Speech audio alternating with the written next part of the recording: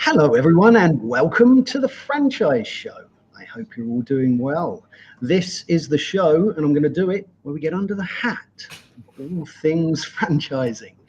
And it's live. Well, it's live if it's July 29th at around 5:15 for about 50 minutes, or 12:15 if you're in bits of America. And what do? Each week we take a new topic in franchising. We have a good old deep delve into that. And we really encourage you, if you're here, to get involved. Put up a comment, because this show is for you and about you. I always say you're the producers and the directors of this show. So our conversation will go the way that you would love it to go. So please say hello and get involved in this conversation. So the topic that we have today is AI a positive or malign influence on franchising? And it's a great question, and it's a topic that we're going to get into with two lovely guests. We have returning guest and wonderful supporter of the show, Penny Hopkinson, and new guest, Jonathan Farrer. Jonathan and Penny, welcome to the Franchise Show. Thank you. Great to be here. Excellent, great stuff. Well, before we start getting into the conversation, I better do it, because today Penny is our actual guest. Now, she has a QR code up. Now, am I going to get her book the right way round today? Let's have a look. I am. There you go. Perfectly the right way round. And that's exactly what Penny does with her ops manuals and with, of course, Manual Magic as well. We're going to find out all about her latest developments today. So before we do that, before we welcome people who have already joined us here live, let's do a couple of introductions. Everyone knows Penny, of course, but Penny, let's start with you, and perhaps you can introduce your new exciting project and what we're going to be talking about today. Lovely, thank you, Harvey. Well, as many people know, I'm the founder of Manual Writers International, but perhaps better known now as the author of Manual Magic, Create the Operations Manual your franchisees need to succeed. It's based on my 3-step system for creating operations manuals suitable for generationally diverse teams. Not many people know, but I'm really a techie at heart, having bought my first computer in 1982. That seems an awful long time ago. So with the launch of, to the public of OpenAI in October 2021, it was only natural that I turn my 3-step system into Manual Magic AI. This is an AI-assisted software platform which will enable subscribers to create detailed operations manuals, infographics, and storyboards for videos. And Jonathan is on this next stage of my Manual Magic journey. Fantastic. Well, great introduction, and really interesting to hear sort of that other side of young Penny. And great to hear that you're a techie at heart. I always knew that anyway, more techie than I am anyway. Let's go to Jonathan now. Jonathan, again, welcome to the show, and perhaps you could give yourself a little introduction and how you got to know Penny and what it is that you're doing together. Yeah, great. Thank you. So thanks for having me here today. As you know, I'm Jonathan. I'm a co-founder of several SaaS startups, mostly now in the AI space.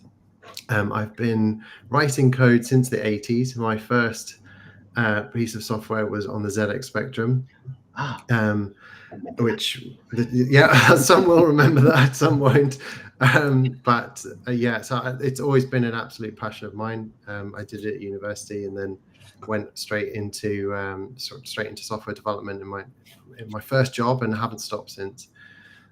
So I met Penny on a previous project, and we both just chatted at length about technology and about possibilities.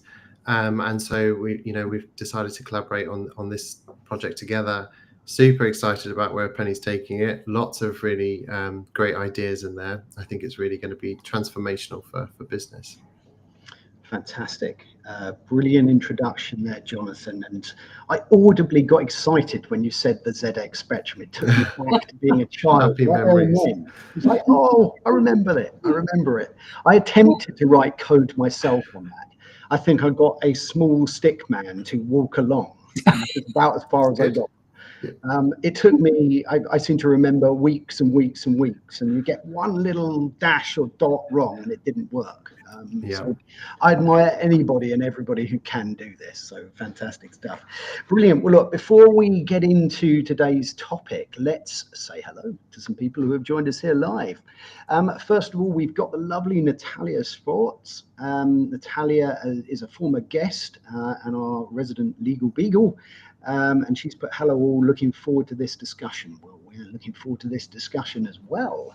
It's going to be a really interesting discussion on how AI is involved, not just in our ops manuals, but how we are looking at AI in our franchise businesses as a whole. So it's going to be a great one. So please let us know where you'd like to take this discussion and pop in questions as we go along.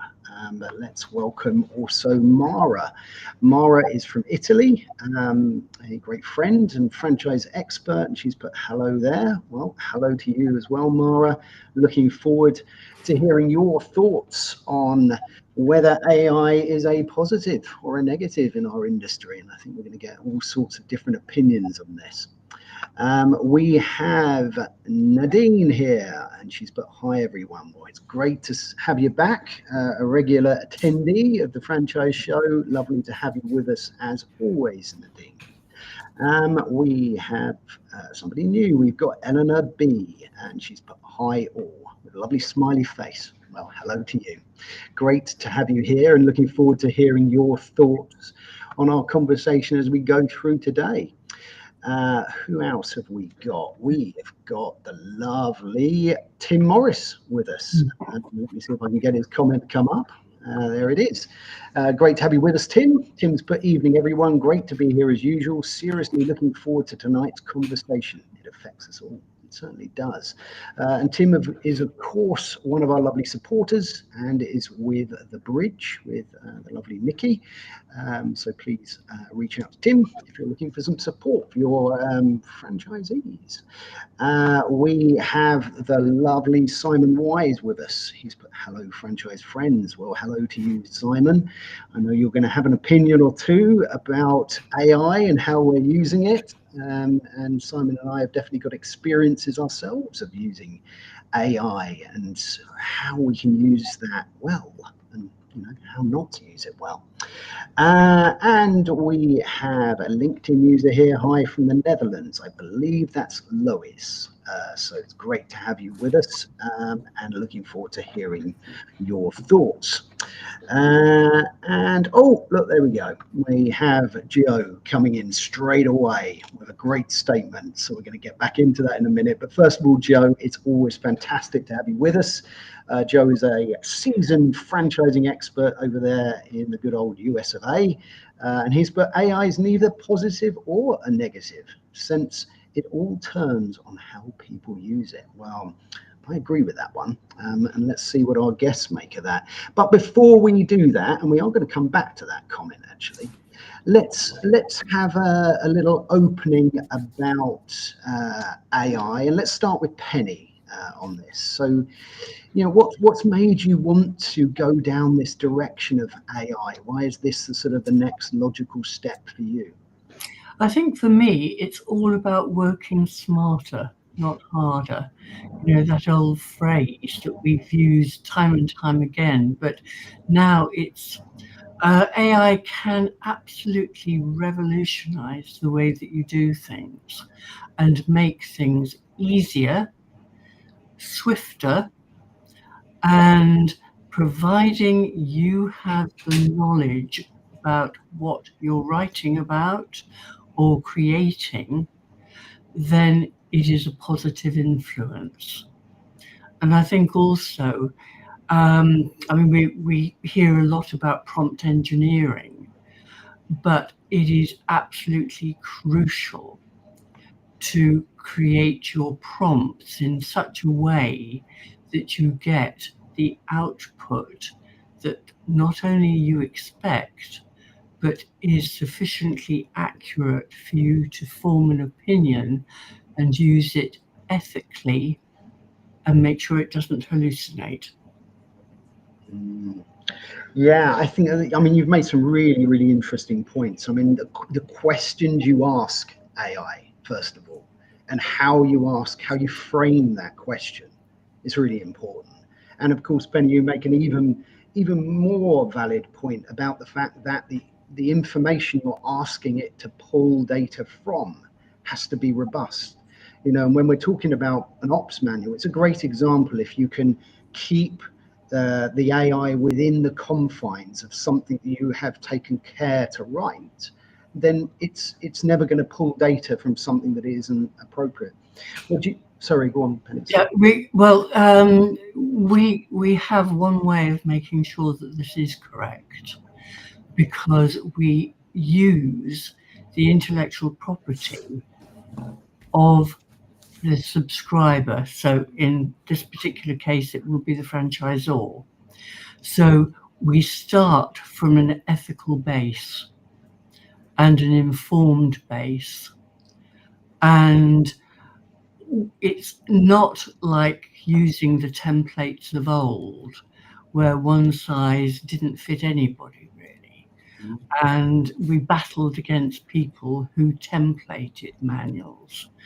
This is an absolutely done with you, done by you product. So it cannot leave your hands without being a genuine brand, voice, tone, culture, and values. Yeah, absolutely. I mean, when you talk about brand voice and culture, if you can get that into that AI software, it's a really interesting thing to do. Let's move on to you, Jonathan. You're not going to get away with not talking down there. I mean, it must have been a really interesting challenge to start to put this together. How was that experience compared with your other sort of software adventures, I'm going to call them for now, but what was it like, the process? Yeah, so I mean, when ChatGPT launched and OpenAI made these frameworks available to everyone, we were all finding our feet because prompt engineering was new, that it didn't exist before. So we were learning how to get the best outputs from the large language models. And then, of course, lots of others came on the scene. Claude was very quickly in place, Perplexity later for deep research. And, there are now so many. I think the integration with them has become much smoother, and the frameworks around prompting have become clearer. So things like asking it to act as someone or be someone tends to set up the context a lot better. But as Penny says, it's about what you feed the AI. So that's all of the context around IP and the information that you're giving it in a small subset, then you get a better response. But as soon as you try and go too wide of an angle with a large language model, then of course it struggles to fill in the gaps, and then you do get the termed hallucinations. But obviously they are just its best response. It's got a breadth of knowledge in there. It's got trained on the internet and the rest, right? And so it's trying to deliver on that the best it can. So if it's wide, then it will give you a very vague answer. But if it's a very small thing, then it gives you a great answer. I think what's been really interesting is the way that we now interact with these tools is we get it to ask us questions. So if we're not clear on how to make it work better for us, we can ask it. We can say, what will help you help me effectively. And so, but this is, again, it's all in prompt engineering. We're finding the best way to work with these tools to get these outputs. It's fascinating. I mean, it aligns with something that I've always believed, that it's asking the right questions that is the interesting part. And it's still with AI, it's about asking the right question in the right way. that prompt language, that voice, it's really important. Look, let's get into, we've got a few more comments here, so let's get into these, because this is what it's all about. It's all about you and what you're thinking on this. Let me just bring this one up from Eleanor. I work for an exam board. Okay, so looking forward to this one. Oh, that's very interesting, actually, to see how AI is used in that world. I imagine that a lot of this will resonate very much. Let's bring up a point here from Simon. Simon's put, as a single owner operator, AI has made me more competitive, and I can react quickly. The education has been in the prompt engineering. Yeah, what do you make of this one? Let's go to Penny on that. Yeah, I agree, Simon, completely. The more you understand how a good prompt is constructed, the better your output will be. And I think I'm very lucky because I have the background as a journalist, asking tricky, contextual questions my interviewees, and so I don't find it difficult at all. But there is a way of constructing that prompt that helps to get the best output. It certainly makes me more competitive, and I just agree totally that education is in how to construct that prompt, how to get the best out of any of the language models. Yeah, absolutely. I mean, AI has the benefit of calling upon a wealth of knowledge. But like Jonathan said there, if you give it something vague and it's got a huge breadth of knowledge to call upon, it's going to struggle to pin down exactly what you want. So, the secret here is, again, like you've both said, keep the pond small that it's fishing in. I'm going to use Simon would love that analogy because he's a keen fisherman, but I think it's very important. Let's have a look. We've got some other questions here. We've got one here from Tim. Let's see what Tim's got to say. AI is an extremely broad technology with many uses and tentacles. Oh, I quite like that. That's a good expression. What are your thoughts on the evolving nature of online search, especially in the context of AI mode being rolled out by Google? Is the relevance of SEO fading? That's a very interesting one. What do you make of that, Jonathan? It is, unfortunately. So Google, I think, went into a panic mode when OpenAI released ChatGPT, and very quickly you can see there's now a lot more integration of AI into their tooling. That's still ongoing. They are still rapidly developing new tools, and we'll see, I think, a lot more direct integration into their browsers, particularly in the coming year. But unfortunately, SEO has completely changed. So most people are now going to, if they're aware of AI and the chat agents, then most people will default to that. They won't use their browser anymore to search for something across Google or Bing. And so there is now a new SEO, right? We now have to prep our websites for AI. And in order to do that, we have to change the way that these things crawl our information. We have to be able to make them relevant again. And then beyond that, so in the next sort of 2 years, we're going to see agentic AI coming into play and be more wide stream. It's already available.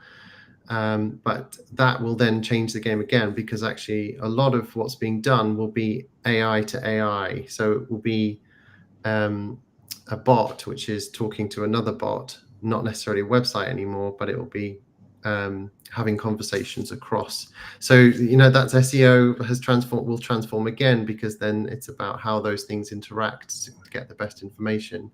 And although that thing is acting on your behalf as an agent, it will have some websites will be better, and some agents will be better at being able to surface the content it needs to be able to interact with you. So, you know, it's a rapidly changing space. I mean, it's moving so quickly. I think SEO definitely has changed, and although I would say it's still worth having a YouTube channel, it's still worth having blogs and content going out there, but it's also worth putting another layer and abstraction on top where AI can interact with that as well and surface that information. Oh, it's fascinating stuff, and evolving at such a dramatic pace, isn't it? I'm going to be amazed if someone doesn't mention the word Skynet in this, and well, Yeah. that's a topic for another one. Let's have a look here at what Simon's got to say. Simon's put, it's true, we always start from a real base of information, whether that is spoken word from a live show or a candidate profile in a CV. Yeah, a great point. Let's take this over to Penny, because let's talk about that base. And that base is, of course, that we're talking about today is an ops manual and is a franchisor's IP. You know, you spoke a little bit about getting that voice and making sure that the AI is calling upon that right information. How do you go about that process? Well, first of all, you have to have the IP from the client, and that's a good starting point. Plus, you need to train it with a huge amount of information, and for the purposes of Manual Magic AI, I think I'm about to complete my 38th year in franchising and creating operations manuals, which I can hardly believe. But I have therefore got rather a large database, plus the fact that I've written for so many publications and, you know, so many blogs, so many newsletters, and so on and so forth. And all that goes into a particular melting pot towards creating standard operating procedures that make sense. And all that you need to do is put the icing on the cake and ensure that it's 100% correct. And of course, if you, let's say you have a team of 5 people creating and perfecting content on the platform, you can project manage it very easily with a sort of drag and drop interface. But you'll be able to see how the SOPs develop and make sure that they are the right voice. You'll be able to, the system will be able to analyze the brand voice and tone and the values, and it will be able to put the,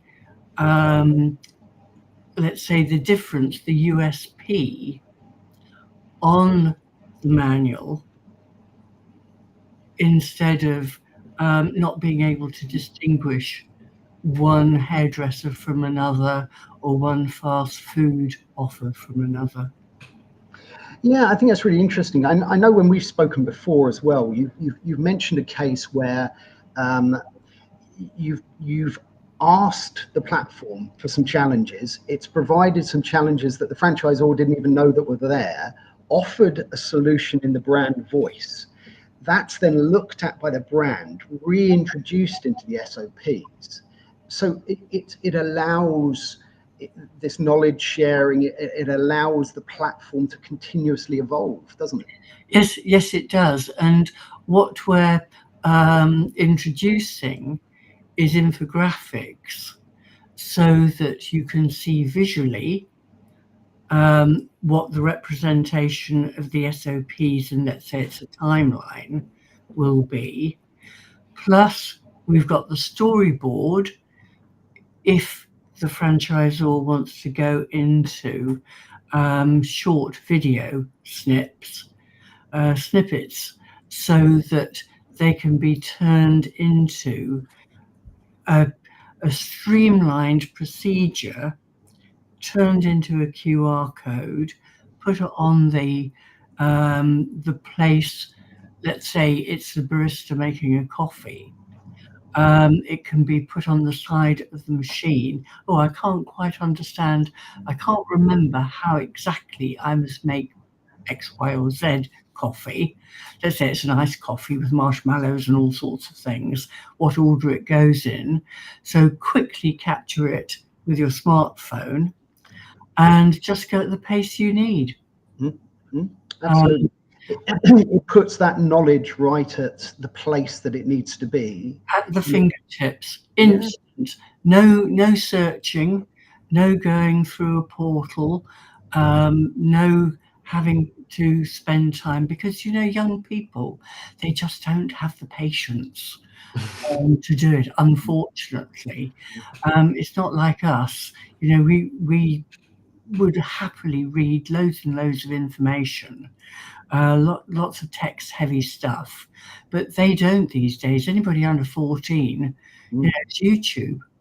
Of course. Yeah. And we now say, of course, 10 years ago, what would we be saying? Look it up. Look it up. Read. Spend the next 2 hours reading whatever or looking for something, and you'd have a situation where, they couldn't be bothered, so they'd phone up head office, take somebody off looking after a franchisee who needed their help for something completely different. If you multiplied that across, let's say, a 70 strong franchise network, think of all the time that you save by having something at that point of need.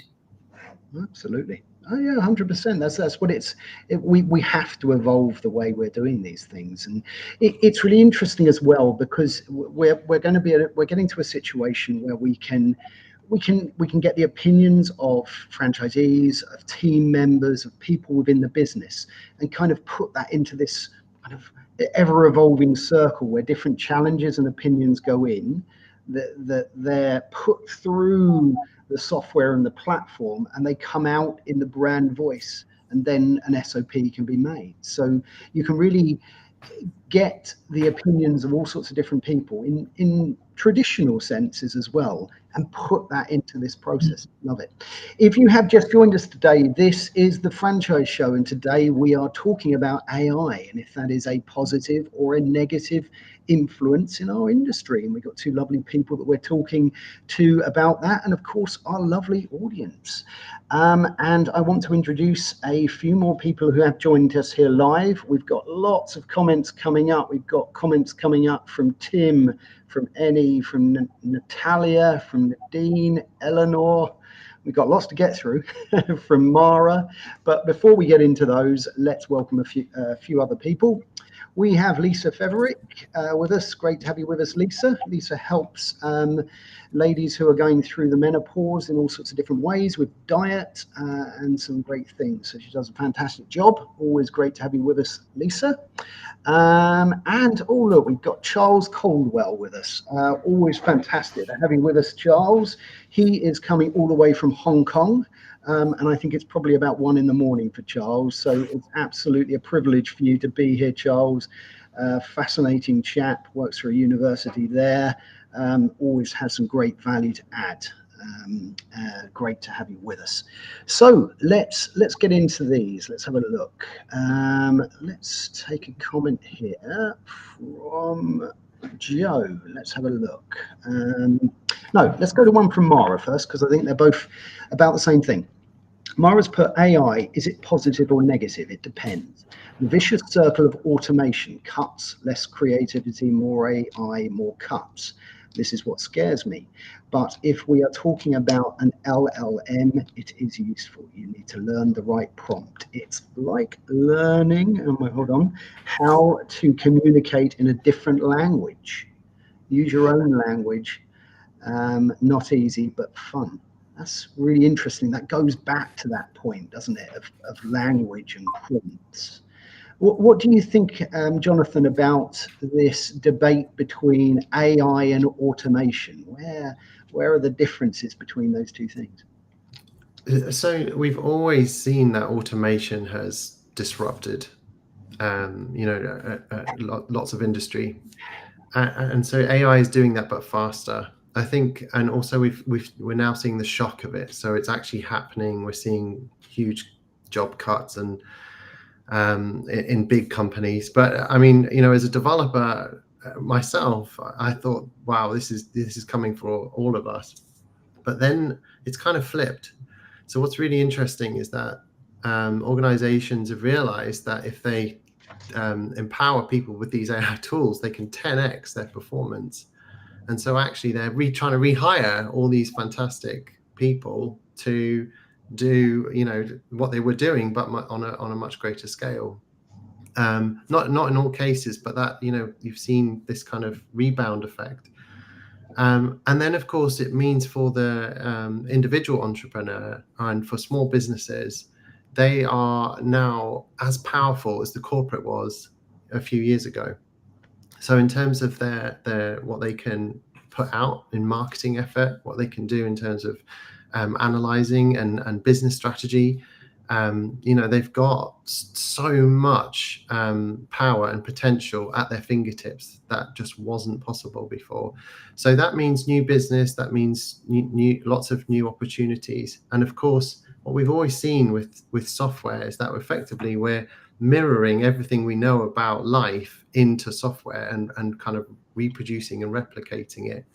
So AI is allowing us to do that at a much faster pace and on a smaller level. So with lots of micro niches now coming up everywhere into everything to solve problems quickly. So the opportunity's never been greater for, I think, if you're business minded or you're entrepreneurial, like Penny very much is. The opportunity's never been greater to take the bull by the horns and really go for it. It's really right now it is about educating yourself on the right tools, what's available, and how to get the most out of them. Definitely watch this space in terms of agentic AI, because you're going to see a flood of tools come onto the market which will be able to help act on your behalf. And as those tools get safer and more credible, then they're just going to form part of everyday work. So yeah, I mean, there's so much potential there, and I think people are trying to keep up with it. Absolutely. I think what you've said there is a really refreshing and positive outlook to have. That people are scared of AI and people are worried about it and people don't understand it, but to think about that in terms of the fact that it can improve, not replace in some cases, and also to think about it that it's a collection of tools that we didn't know existed. If we looked into a toolbox of a carpenter, we'd know what most of those tools were and how to use them, and therefore they're not that scary. But we've got a whole new trade, a whole new box of tools, and very few people understand what these tools do yet. And it's just like you said, it's just education as to how we can do it. So love that. Let's have a look at Joe's comment here. I think it's similar lines as Mara. Joe's put, best to stop confusing AI with automation. They're not the same. Automation runs rules and routines, whilst AI handles nuances, reads context, and makes sense of unstructured data. One follows instructions and the other thinks with you. What do you make of that one, Penny? Yes, I get that completely, Joe. For example, I've got something like 8 agents that can talk to one another. There's only me, so there is some degree of help that I need to run my business as it expands. And so automation is completely different from using AI to create content or to interpret data. Absolutely. Let's have a quick look at a few comments that have come in here. Eleanor is our exam invigilator there, and she put, AI cannot do the job of a human when it comes to exam paper marking. With such a breadth of things to look at, be alerted to, and know AI cannot replace human examiners fully effectively in this case. Well, it's really interesting. I mean, all these things are, evolve, and like Jonathan said, perhaps there's ways for AI to be integrated in a safe and interesting way to make the job easier and more effective and open to more people. But look, it's a really, really interesting debate. It's a debate that goes industry wide. So yeah, I love that. Let's have a look. Okay, let's have a look at one from Simon here. Simon's put, what are your top tips for optimizing AI searching? I mean, Penny, maybe you can take this one. Perhaps in the context of if somebody, let's take somebody is wanting to search their ops manual, and we're going back probably to prompting here. But what would be a tip in the best place to start when a franchisee is thinking, oh, not quite sure about that? They put in a question and a prompt. I think in a way it's what not to do. If you want to know, let's say something about coffee, you put coffee into search, you'll probably have over 100 references to coffee. Therefore, you need to pin it down. What type of coffee do you want to search for? What is the context of that search? So the more information you can give it, the closer you will pin down the one that you want. Otherwise, you're going to spend, if you've got 100 references, it's going to take you ages to pin it down. You might actually be looking at every single page where there's that reference, and before you know it, you've lost an hour. So, absolutely. So, as you probably would in the old way, when you looked up an index as opposed to a list of contents. I remember spending days creating indexes for operations manuals. It was the worst job ever. And therefore you had to be precise with what that context was with just maybe one or two words. Yeah, absolutely. I mean, it's really interesting. You get out what you put in, as it is in many things in life. But if you put in a good prompt, if you put in good data that you're calling upon, and then you're going to get good things back. If you're vague and if you haven't put the right information in, then it's not going to work as well for you. Let's have a look. We've got lots of other questions coming in. It's trying to get them in the right order. Let's have a look at this one. This is from Natalia. Agree with everything Penny said, but would like to add. You have to be aware of the limitations of AI. Even if you give it the correct information, it may still make mistakes. It also tries to please you, and it will make stuff up. I am a big fan. Hold on. I'm a big fan, but I would say use witty care and check, and don't rely on it when big money is at stake. Yeah, I mean, what do you make of this one, Jonathan? I mean, the pace of change that you've been talking about is so quick that the limitations are ever evolving, ever improving and changing. But you do have to be cautious. It is going to make mistakes if you don't use the tool correctly. Yeah, 100%. I mean, we're about to have ChatGPT 5 in our fingers, right? So we're very close, within months. And that will be a revolutionary step, I think, in terms of how it thinks and how it pulls together information to be much more accurate. Sam Altman says it should just work. It's every response should just be right. So what they're doing behind the scenes to make that happen, who knows? That's a complicated problem. But I think there are a few things that help. So one is getting the AI to explain its thinking. So quite often, if it's gone awry or you think it's not quite interpreted it correctly, if you ask it, what's your think? How have you come to this conclusion? What are you trying to do? What are you thinking? Then it will explain itself, and then you can correct and course correct it effectively. I think getting true information out of effectively an internet search means that you're getting all of the content there. Some of it will be right, some of it will be wrong, and some of it will have been written by experts, and some of it will be written by juniors. So you're getting all of that back, and it's going to give you its best attempt to make sense of it. So although we say it's hallucinating, it's actually doing its job perfectly well.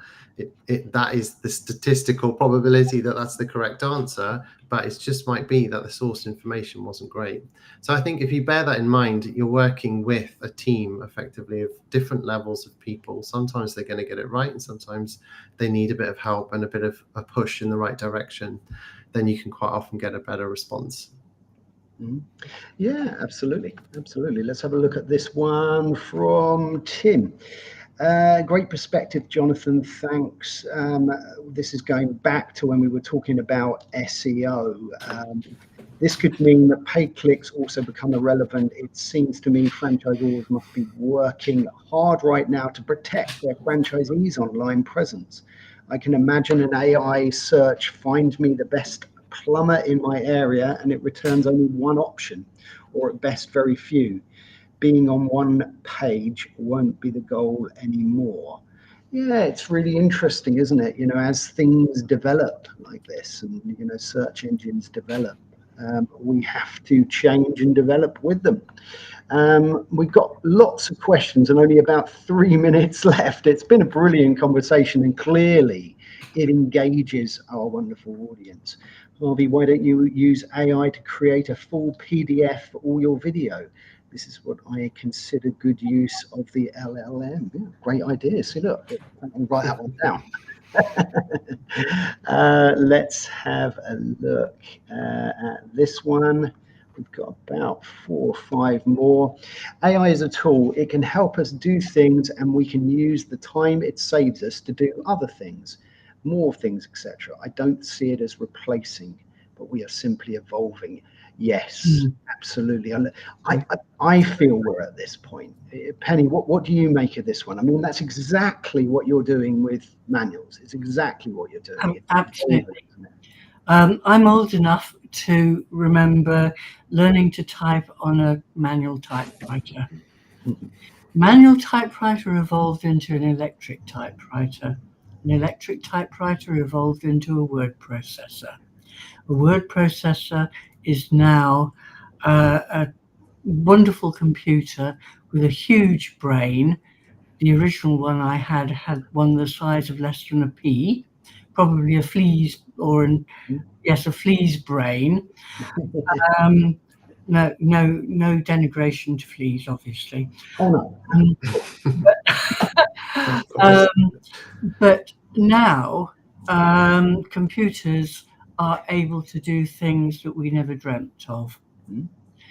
And we as humans are always evolving. And this is simply another faster step to doing things in a way that will, I think, used ethically, benefit mankind more than we can ever dream of. Medically, there are just so many ways in which the positive use of AI will be amazing for, well, probably my grandchildren. But, you know, the children of today won't recognize their world in 10 years' time. Yeah, I mean, the pace of change is amazing. I mean, I'm going back to the Spectrum. I'm going to name drop my Spectrum again. But I seem to remember it had 48K of processing power, like the size of a small email now. You know, it's incredible how things move on. We are going over time. Let's just have a quick look. Mara has put, oh, look, there you go. She's off to feed the cats. No AI can do it so far. Well, I wish. not yet. Not yet. Let's have a look. I'm going to just put up this one from Simon, from from GPT on today's subject. AI can be transformative force in franchising, enhancing efficiency and decision making. Yet its impact depends entirely on ethical use, transparency, and human oversight. Yeah, I think that's a great summary of where we're at. You know, I imagine AI has evolved during our conversation anyway today, so it's going to be an evolving conversation. That's for sure. Let's have a quick look at this one, and then we really are going to move to the Me Too, Penny. I learned in a typewriter, and Simon has put as a free. Be expected. Good stuff. Excellent. Well, we have come to the end of the first part of today's show. And this is now the bit where my camera will turn off for a little bit, because it's now technically illegal to see me without having a hat on. So I have a little beauty of a hat. And of course, this part of the show is brought to you by PJ Murphy and Sons, bespoke British hatters. And this is the part of the show where we stop talking about AI, we stop talking about franchising for a little bit, and we find out a little bit about our guests. Now, last time I asked Penny this, so Jonathan, it's going to be your turn today. So we like to keep this nice and light and easy. So I'm going to ask you if you've ever met anyone famous, if you've got a claim to fame or a bizarre or interesting hobby. Let's go for one of those. So I've done martial arts most of my life. That would be my interesting hobby. Very good. I'll be careful now what I say. No, perfectly harmless. And I met Bill Bailey once whilst queuing for a burrito. Oh, so that's my claim to fame. But I was too much in awe of a man to actually speak to him, which I deeply regret. Oh, I love it. I love it. It's similar to my story, actually. But yeah, no, fantastic. And look, I also promised you that you can get your own back. You both have been fantastic in answering all the fantastic questions and points that our audience had today, but you do get your chance to get your own back on me now and ask me any question you like, and that can go to Penny. We'll take turns. Well, this may sound like a really silly question, but I'd love to know. Do you like coffee? I love coffee. I drink too much coffee. I mean, it's why I work where I work, because I love coffee. And but is that your favourite coffee? Follow up. Yes, on that one. I mean, I do love coffee. I drink a little bit too much of it. I don't think I should drink it after about 3 o'clock, otherwise I'm awake all night. But yes, I do love coffee. Fantastic. Well, look, there we go. I think we are pretty much coming to the end. Let's just put up a couple of final comments while we talk about, if I can find my list of what's going on next week. Simon has put great discussion. Thank you. And Natalia has put, thank you all, a fascinating discussion. Well, it certainly was. So that leaves me now to thank everybody who has been here live today. You really are what makes this show special. You know, you are this show. You know, you make my job very easy. You come up with the questions and other people answer them for me. What do I do? But it's always fantastic to have these discussions with our fantastic community. So thank you for being here today. Thank you for watching this in the future. And I would, of course, like to thank our fantastic sponsor, supporter, and guest, Penny, and to Jonathan for his expertise. It's been an insightful and fascinating conversation. So thank you to both of you. Now, next week on the Franchise Show, we're going to have a bit of a surprise. I think we have Mike Herrera with us, and we are going to be talking about possibly we might be talking about, is franchising fair? We might be talking about seeing franchising through a veil. He's going to choose. So it's going to be a surprise for next week. But look, the conversations are always fantastic, and you are what makes them fantastic. So please join us next Tuesday, 5:15 GMT, 12:15 EST. And until next time, take very good care. Cheerio. Thanks so much.